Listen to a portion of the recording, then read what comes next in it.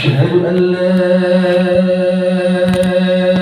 إله إلا الله.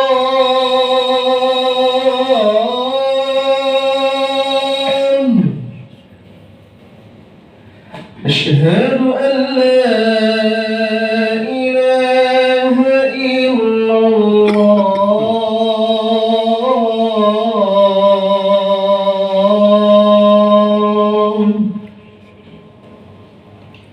أشهد أن محمدا رسول الله.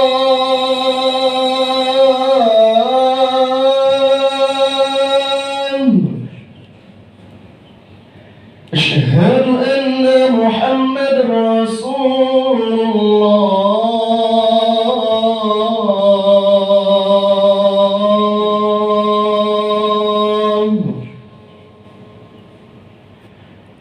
حي على الصلاة.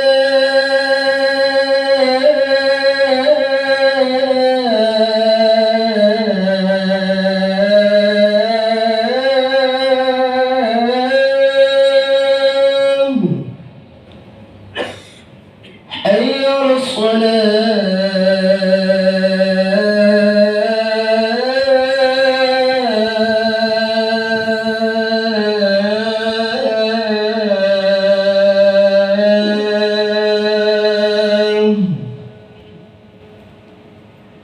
حي على الفلاح.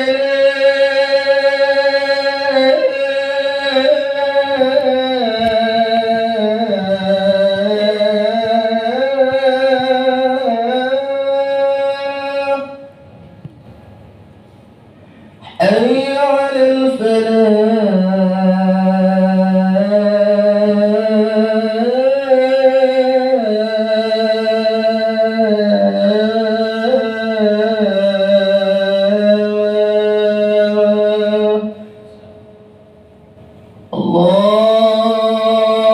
الله أكبر،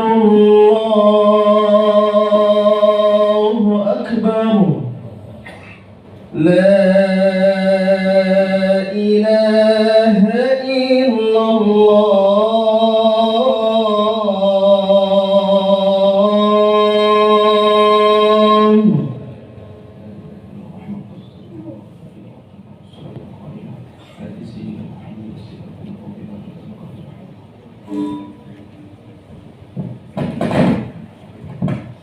Alhamdulillah allafa baina qulubina fa asbahna bi ni'mati ikhwana.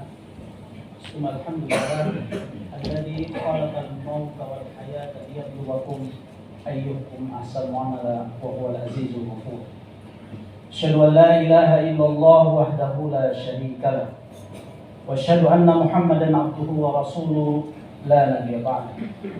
Allahumma shalli ala sayyidina Muhammad wa ala alihi wa sahbihi wa man tabi'ahum bi ihsan ila yaumiddin ila yaumil qiyamah. Ayuhan nas ittaqullaha haqqa tuqatih wa la tamutunna illa wa antum muslimun. Ya ayuhan nas ittaqu rabbakum alladhi khalaqakum min nafsin wahidah wa khalaqa minha zawjaha wa batha minhuma rijalan katsiran wa nisaa'a wattaqullaha alladhi tasaaluna bihi wal arham innallaha alimun raqib. Ya ayyuhalladzina amanu taqullaha wa qulu qawlan sadida yuslih lakum a'malakum wa yaghfir lakum dhunubakum wa may yuti'illaha wa rasulahu faqad faza fawzan 'azima. Jemaah Jumat rahimakumullah, sebagai hamba yang senantiasa lemah di hadapan Allah Subhanahu wa taala, tiada kata yang patut kita ucapkan, kita lisankan selain rasa syukur kita kepada Allah Subhanahu wa taala atas nikmat yang terbaik yang kita terima di hari ini. Jemaah sekalian, Allah masih memudahkan langkah kita menuju tempat ini. Karena boleh jadi banyak saudara kita, keluarga kita yang pekan lalu masih bisa menjalankan sholat Jumat, pekan ini sudah dipanggil oleh Allah Subhanahu wa taala. Kesyukuran itu jemaah sekalian harus senantiasa kita manifestasikan dalam diri kita dengan senantiasa mendawamkan ucapan alhamdulillah. Karena sesungguhnya jemaah sekalian, apa yang kita peroleh hari ini Apa yang kita bisa lakukan hari ini semua adalah karunia Allah Subhanahu wa taala. Salawat dan salam senantiasa kita haturkan kepada junjungan Nabi Allah Muhammad sallallahu alaihi wasallam, qudwah kita, panutan kita jemaah sekalian. Seluruh hidupnya dicurahkan untuk itu kharijan nas minaz zulumati ila nur, mengeluarkan kita dari kejahilan, dari kebodohan, dari keterbelakangan. Allah menuntun Rasulullah untuk mengajak kita menuju cahaya Islam. Kita berdoa kepada Allah jemaah sekalian, semoga Rasulullah masih mengenal wajah-wajah kita nanti di dunia akhir. Karena tiada yang bisa memberikan syafaat kepada Allah kecuali Rasulullah sallallahu alaihi wasallam. Sekali lagi mari kita ucapkan salawat kepada Rasulullah sallallahu alaihi wasallam. Allahumma shalli ala sayyidina Muhammad. Jumat rahimakumullah, sebagaimana khotib yang lain, maka pada kesempatan kali ini khotib berwasiat kepada diri khotib sendiri dan sekalian. Mari kita senantiasa meningkatkan ketakwaan kita kepada Allah Subhanahu wa taala dengan memaksimalkan seluruh yang kita miliki untuk mengerjakan yang baik dan sekalian. Kita yakin bahwa ketika kita mengerjakan kebaikan, maka pasti kebaikan itu memberikan hal positif buat diri kita, buat keluarga kita, buat karir kita, apalagi nanti buat kehidupan dunia dan kehidupan akhirat nanti insyaallah sekalian.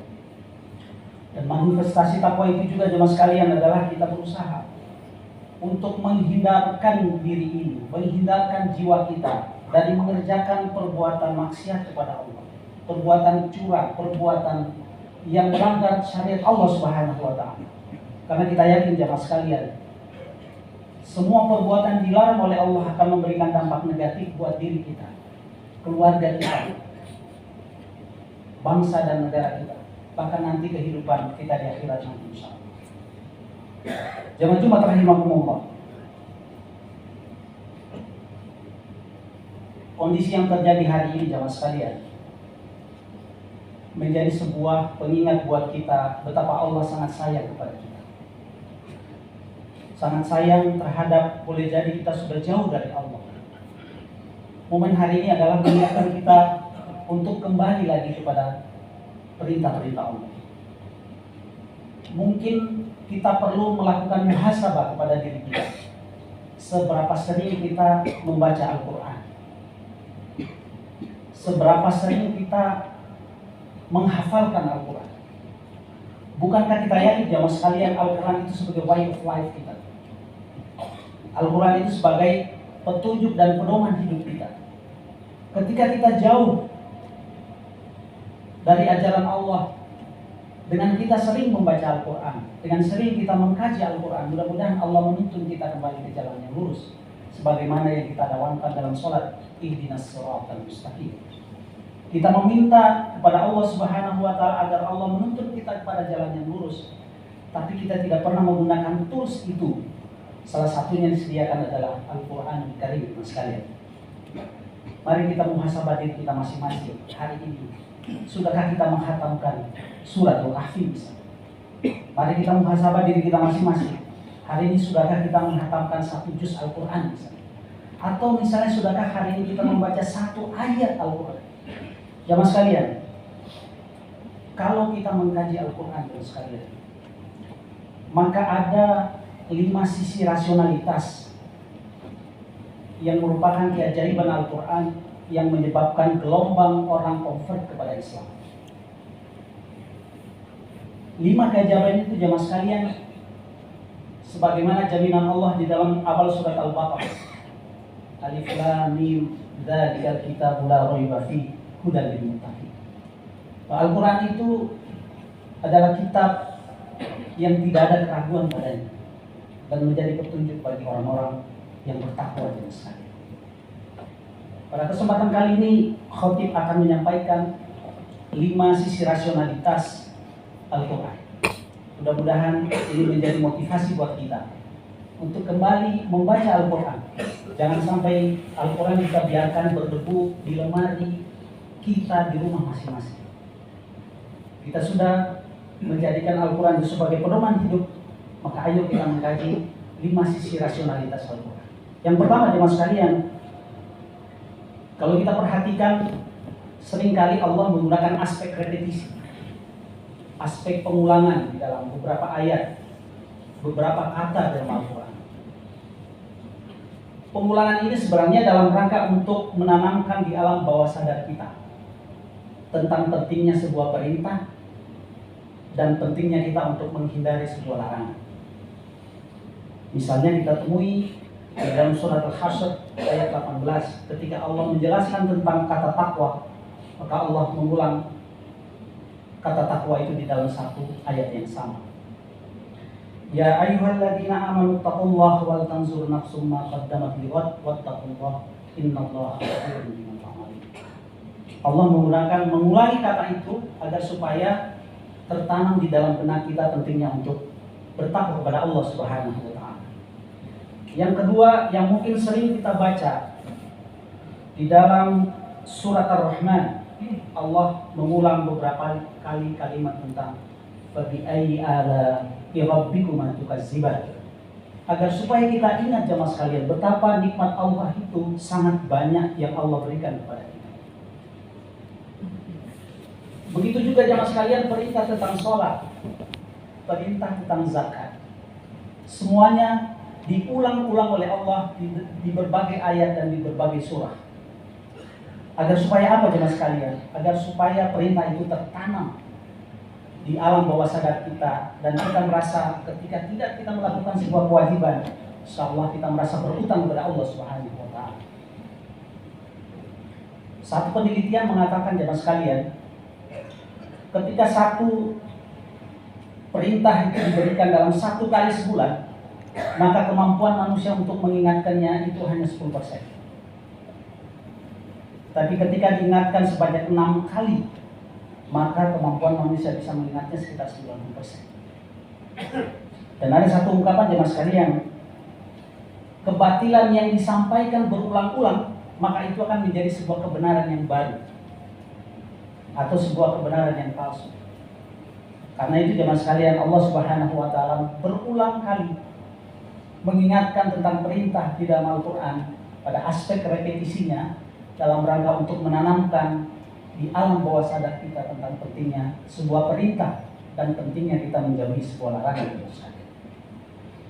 Jamaah Jumat rahimakumullah yang dicintai oleh Allah Subhanahu wa taala, aspek rasionalitas yang kedua jamaah sekalian adalah Allah Subhanahu wa taala sering menggunakan perbandingan yang sangat kontradiktif, komparatif, yang sangat membuat orang itu yakin pada satu perintah, yakin pada sebuah informasi.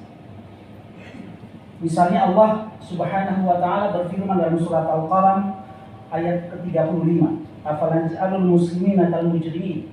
Allah membandingkan antara orang yang muslim dan orang yang mujrimin dalam sebuah perbandingan yang kontras. Agar supaya apa teman sekalian? Agar supaya orang mudah memilih, menentukan pilihan. Apakah kita termasuk pada barisan orang muslimin ataukah kita masuk pada barisan al-mujrimin? Itu dua sisi rasionalitas yang Allah sebenarnya telah membentangkan itu dalam Al-Quran.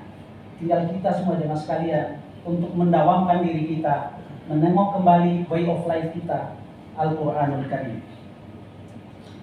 Yang ketiga jemaah sekalian, Allah Subhanahu wa taala seringkali menggunakan kalimat pertanyaan di dalam beberapa ayatnya.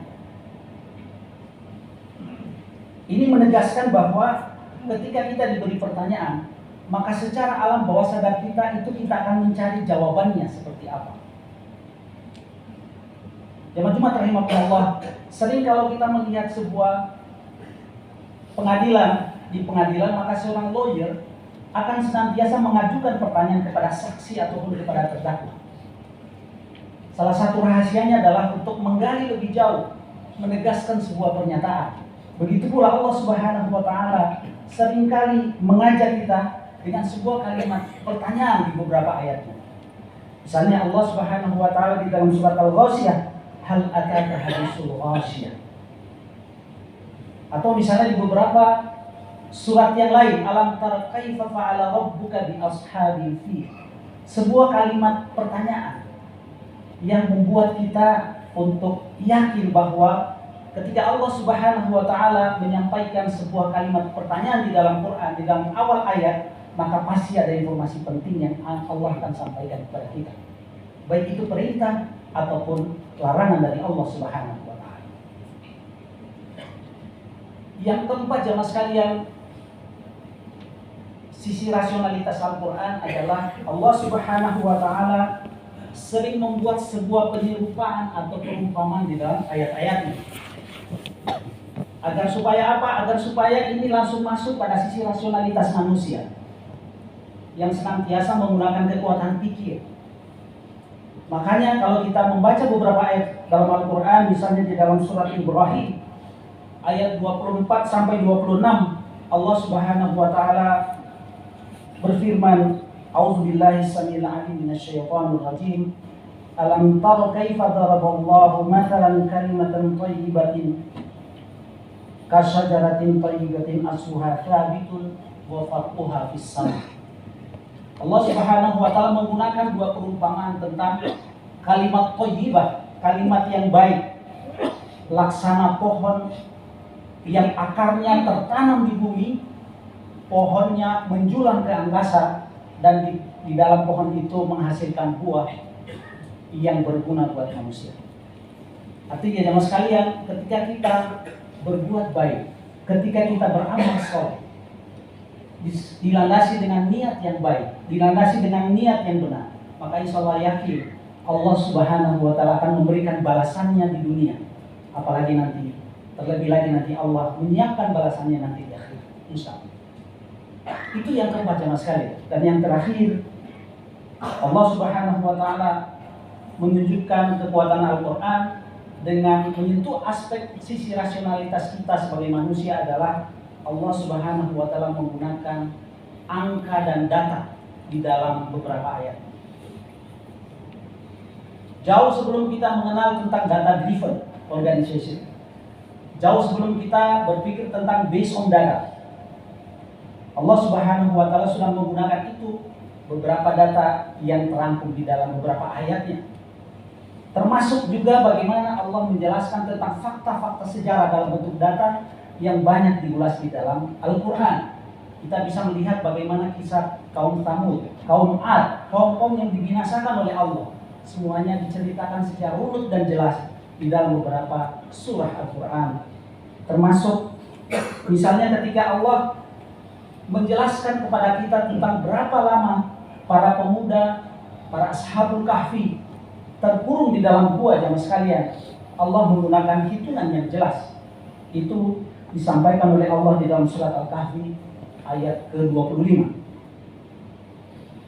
Walabithu fi kahfihim 300 sinina wazdad 9. 300 dan ditambah 9 tahun. Dan penelitian modern jamaah sekalian bisa mengkonfirmasi bahwa apa yang telah Allah sampaikan di dalam Quran surat Al-Kahfi adalah sebuah kebenaran yang objektif. Mudah-mudahan jamaah sekalian, 5 sisi rasionalitas ini semakin menguatkan kepada kita agar supaya untuk menjadikan Al-Quran sebagai way of life kita. Ketika kita jauh baca Al-Quran, harapannya adalah Al-Quran menuntun kita untuk kembali kepada jalan yang benar. Di tengah tarikan-tarikan godaan dunia yang semakin kuat, bentengilah diri kita masing-masing jamaah sekalian dengan senantiasa membaca Al-Quran. Bukankah kita yakin wa nunazzilu minal Qur'an ma huwa syifa wa rahmatul lil mu'minin?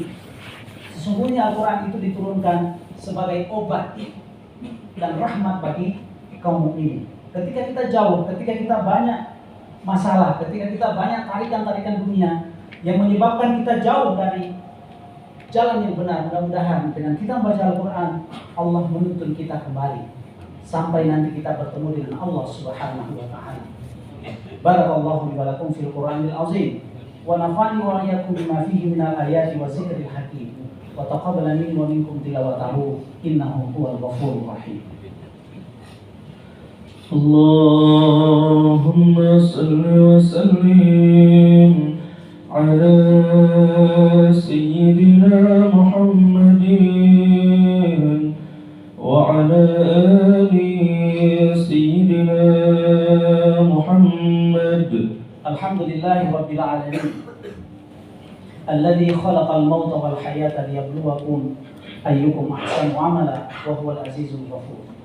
أشهد أن لا إله إلا الله وحده لا شريك له وأشهد أن محمدا عبده ورسوله لا نبي بعده. اللهم صل على سيدنا Muhammad wa ala alihi wa sahbihi wa man tabi'ahu bi ihsan ila yaumil. Teman sekalian, pada khutbah yang kedua ini adalah waktu yang paling mustajab kita berdoa kepada Allah Subhanahu wa taala. Mari kita memohon kepada Allah agar supaya hari-hari kita, hari ini dan hari ke depan, Allah senantiasa menuntun kita. Allah senantiasa memberikan kepada kita taufik dan hidayahnya. Allah senantiasa menjadikan diri kita senantiasa menjadi hamba yang soleh dan nantinya kita siap ketika menghadap Allah Subhanahu wa taala. Kita berdoa kepada Allah agar supaya Allah menjaga keluarga kita di rumah. Istri kita dan anak-anak kita senantiasa dijaga oleh Allah Subhanahu wa taala. Sesuatu yang dijaga oleh Allah tidak akan mungkin bisa digelincirkan oleh kekuatan yang lain. Kita berdoa kepada Allah agar supaya Allah menjaga keluarga kita. Kita juga berdoa kepada Allah agar supaya orang tua kita bagi yang masih memiliki orang tua di rumah, Allah menyehatkan ibu dan bapak kita di rumah. Allah menjaga mereka agar supaya senantiasa tetap di jalannya. Bagi yang sudah memiliki orang tua yang sudah dipanggil oleh Allah Subhanahu wa taala, kita doakan mudah-mudahan Allah mengampuni kedua orang tua kita. Allah meluaskan kubur mereka. Allah memaafkan segala kesalahan-kesalahan mereka dan menjadikan kubur mereka sebagai taman-taman surga insyaallah. Innallaha wa malaikatahu yusholluna 'alan nabi ya ayyuhalladzina amanu shollu 'alaihi wa sallimu taslima. Allahumma ighfir lil muslimina wal mu'minat wal mu'minina wal mu'minat al ahya'i minhum wal amwat wa atubu ilaih. Rabbana zalamna anfusana wa illam taghfir lana wa tarhamna lanakunanna minal khasirin. Rabbana hab lana min azwajina wa dhurriyyatina qurrata a'yunin waj'alna lil muttaqina imama. Rabbana atina fid dunya hasanah wa fil akhirati hasanah wa qina adzaban nar. Ibadallah, innallaha ya'muru bil adli wal ihsan wa ita'i dzil qurba wa yanha 'anil fahsya'i wal munkari wal baghi ya'idukum la'allakum tadhakkarun. Fadhkurullaha la yazidkum wa la dzikrullahi akbar. Wallahu ya'lamu ma tasna'un. Aqimis shalah. Allahu akbar, Allahu akbar. Asyhadu an la ilaha illallah